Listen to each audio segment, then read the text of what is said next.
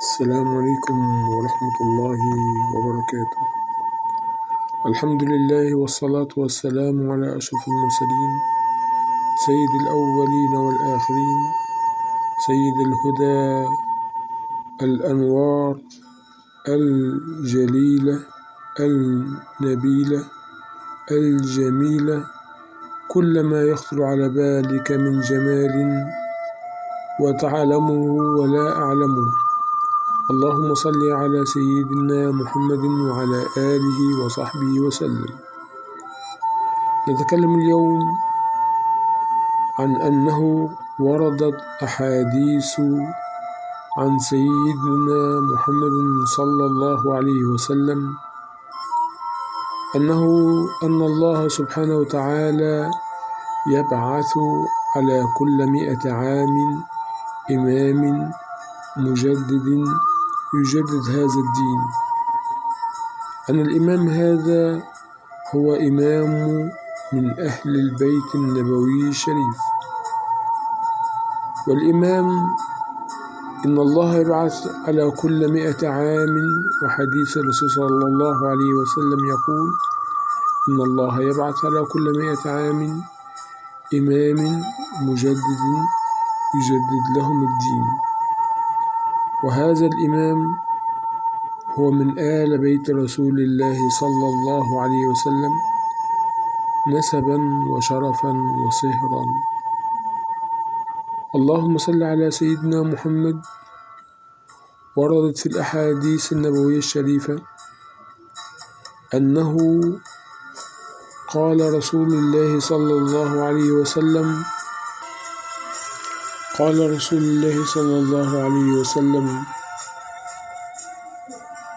حديث عن ابن عباس رضي الله عنهما قال: سمعت النبي صلى الله عليه وسلم يقول: أنا شجرة وفاطمة حملها وعلي لقاحها والحسن والحسين ثمارها والمحبون أهل البيت ورقها، هم في الجنة حقا حقا. صدق رسول الله صلى الله عليه وسلم. قال رسول الله صلى الله عليه وسلم: افترقت اليهود على 71 فرقة، فواحدة في الجنة و70 في النار، و70 في النار. وافترقت النصارى على 72 فرقة، فواحدة في الجنة و70 في النار. والذي نفسي بيده لتفترقن أمتي إلى 73 فرقة، فواحدة في الجنة و72 في النار. قيل: يا رسول من هم؟ قال: هم الجماعة. وفي رواية قال: يا رسول الله من الفرقة الناجية؟ قال: من كان على مثل ما أنا عليه اليوم وأصحابي، بجميع الروايتين. وقال رسول الله صلى الله عليه وسلم عن أبي الطفيل عنه قال: لما دفع النبي صلى الله عليه وسلم من حجة الوداع ونزل غديرهم أمر بدوحات فقمنا، ثم قال: كأني دعيت فأجبت، وإني تارك فيكم الثقلين أحدهما أكبر من الآخر، كتاب الله وعترتي أهل بيتي، فانظروا كيف تخلفوني فيهما، فإنهما لن يتفرقا حتى يرد علي الحوض. ثم قال: إن الله مولاي وأنا ولي كل مؤمن. ثم إنه أخذ بيد علي رضي الله عنه فقال: من كنت وليه فهذا ولي، اللهم والي من والاه وعادي من عاداه.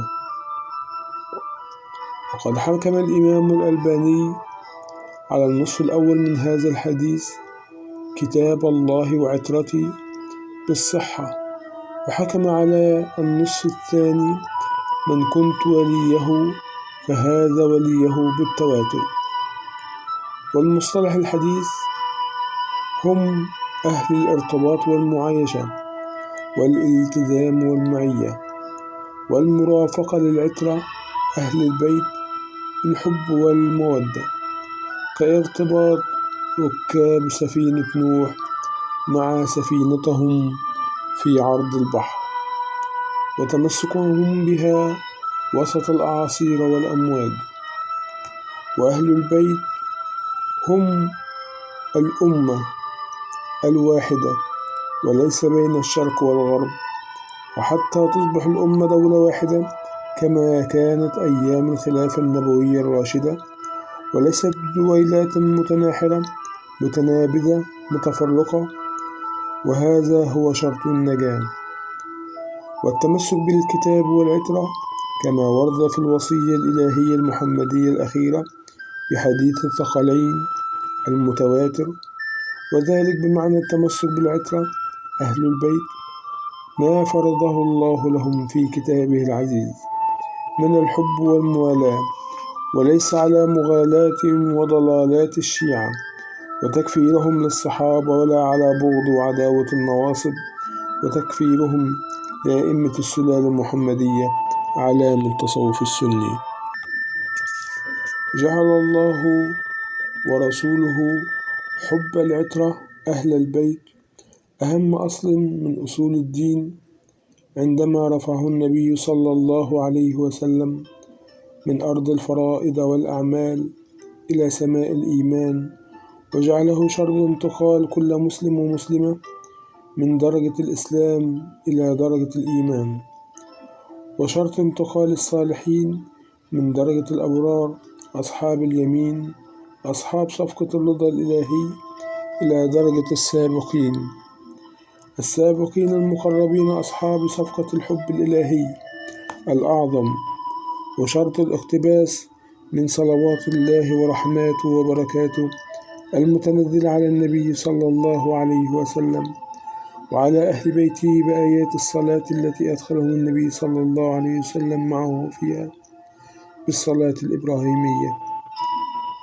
اللهم إنه حبيبك محمد صلى الله عليه وسلم في محبته منافع دنيوية وأخروية مبسوطة في هذه الدراسة، فمن تخلف عن ركوب سفينتهم ضيع الوصول لكل ما ذكرناه.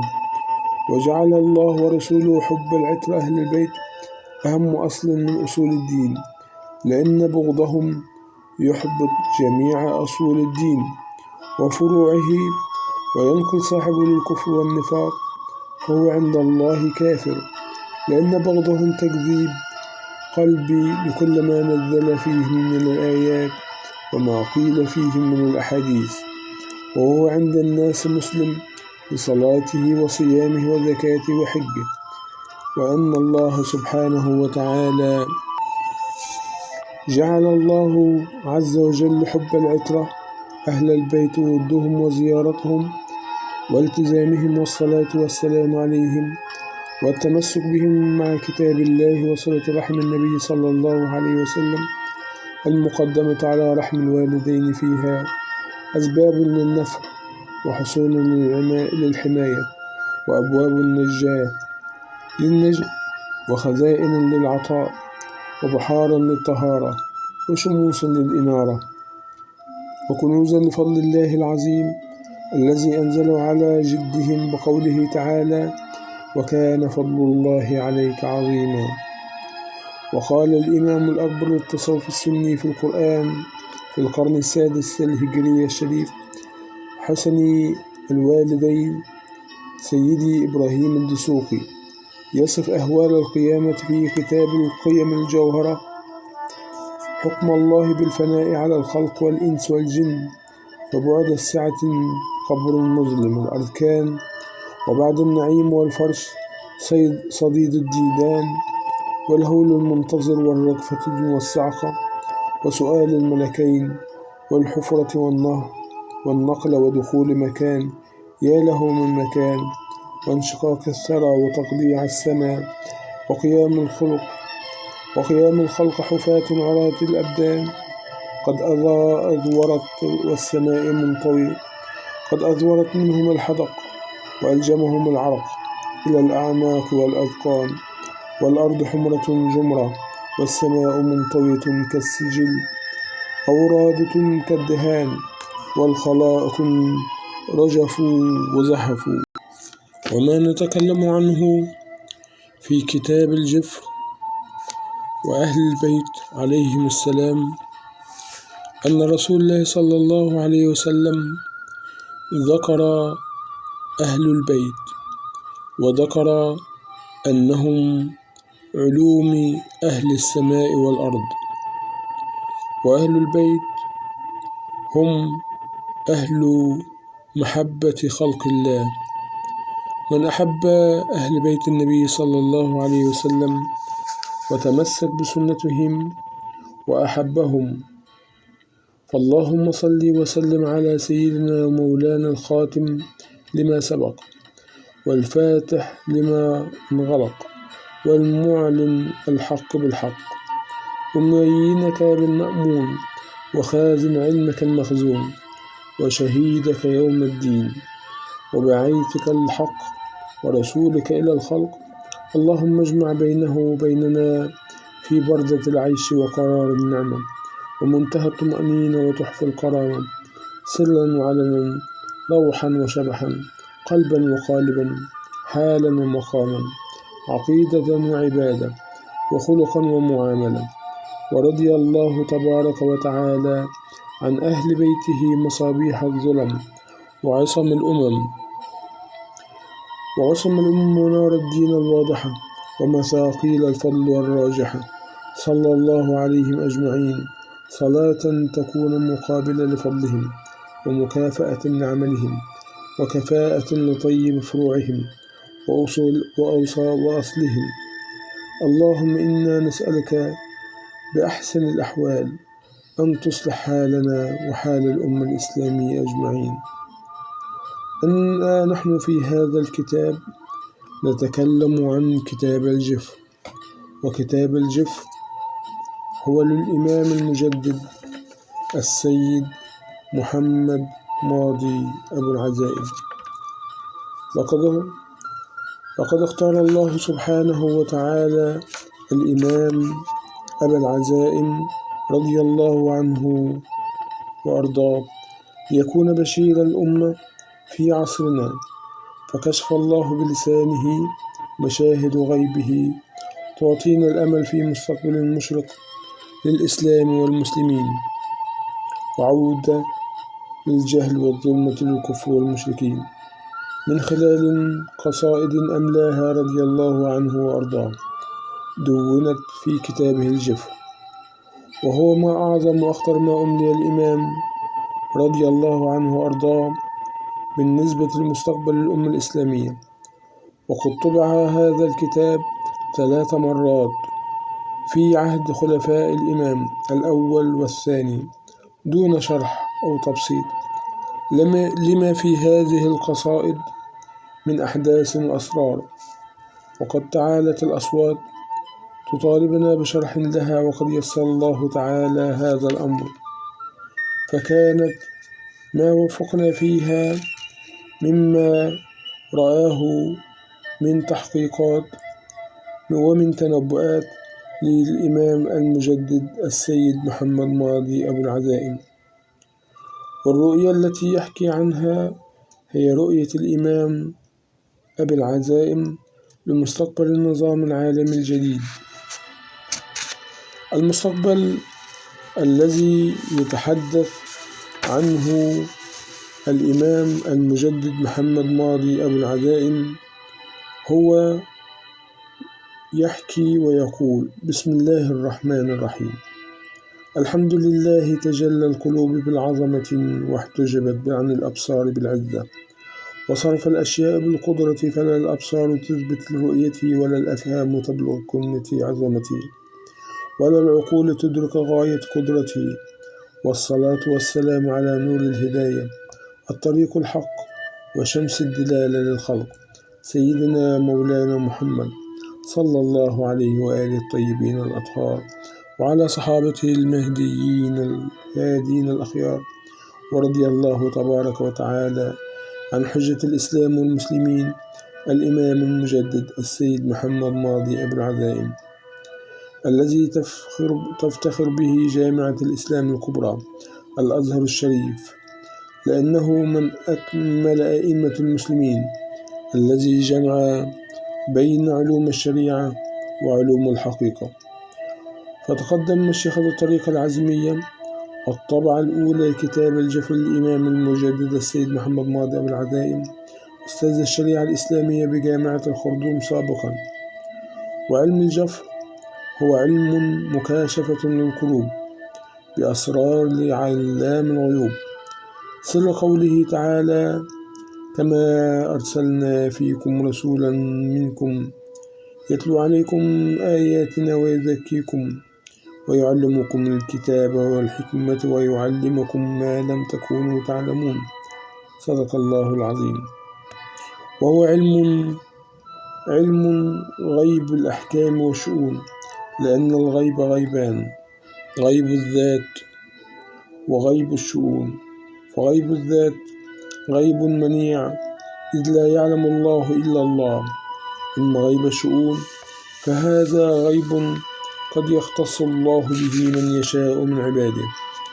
وعلم الجفر علم شريف يقوم على أساس من علوم التنبؤات والرسالات السماوية، وأنه لا يمت بصلة إلى أي من العلوم النجومية أو الحروف أو الأعداد أو النظر في هيئة الكواكب والسيارات والبروج والظلمات، حتى نعلم أنه لا يقوم بالجفر حقيقة إلا ورثة علوم الرسالة المحمدية من أهل بيته الأطهار الأخيار. فمن ليس له نصيب من المورث صلى الله عليه وسلم كانت ورثته مجرد ادعاء لا يقوم عليها دليل. ولما كان الإمام المجدد السيد محمد ماضي أبو العزائم هو الوارث الحقيقي لرسول الله صلى الله عليه وسلم في عصرنا هذا، وقد قام الدليل على صدق وراثته بما أورده من دلالات صدق، وبما ترك للمكتبة الإسلامية من علوم ومعارف في العقيدة من دلالات صدق، وبما ترك للمكتبة الإسلامية من علوم وفقه وتفسير وتصوف ومواجيد. وهذا ولم يكن مستغرب عليه أن يكشف عن علم الجفر بحقيقته الإيمانية وبصدق النبوة. وقد توالت الأحداث في حياته وبعد انتقاله رضي الله عنه وأرضاه تؤيد ما أخبر عنه صلى الله عليه وسلم بأن الإمام علي والإمام أبو العزائم من آل بيت رسول الله صلى الله عليه وسلم، وأن الإمام أبو العزائم وارث أئمة أهل البيت، وأنه قد تلقى الأضواء على كثير من الغيبيات التي تبرهن على صدق وراثته المحمدية. وإنه لمن دواعي السرور أن أكتب هذه المقدمة لكتاب الجفر الذي كاد أن يندثر لولا الجهد العظيم الذي قام به السيد أحمد ماضي أبي العزائم رضي الله عنه وأرضاه. وسيد أحمد ماضي أبو العزائم هو ابن السيد محمد ماضي أبو العزائم، وكان السيد أحمد ماضي أبو العزائم هو من أولاد الإمام المجدد السيد محمد ماضي أبو العزائم، والذي حقق له أن قدر ما عاناه من متاعب وما لاقاه من مصاعب في سبيل نشر تراث جده الإمام المجدد السيد محمد ماضي أبي العزائم، وأيضا ما صرفه من أوقات في البحث. وأن الذي كتب هذه الكتابات عن جده الإمام أبي العزائم هو السيد عز الدين ماضي أبي العزائم، وهو قد كتب هذا الكلام عن جده السيد محمد ماضي أبي العزائم. وختاما أسأل الله تعالى أن يجعل سعيه نحو تراث جده مشكورا وجهده مأجورا، حباه الله وحياه. والسلام عليه وعلى من حازاه حزوه ونهج نهجه ورحمه الله وبركاته. والسلام عليكم ورحمة الله وبركاته في الحلقة القادمة.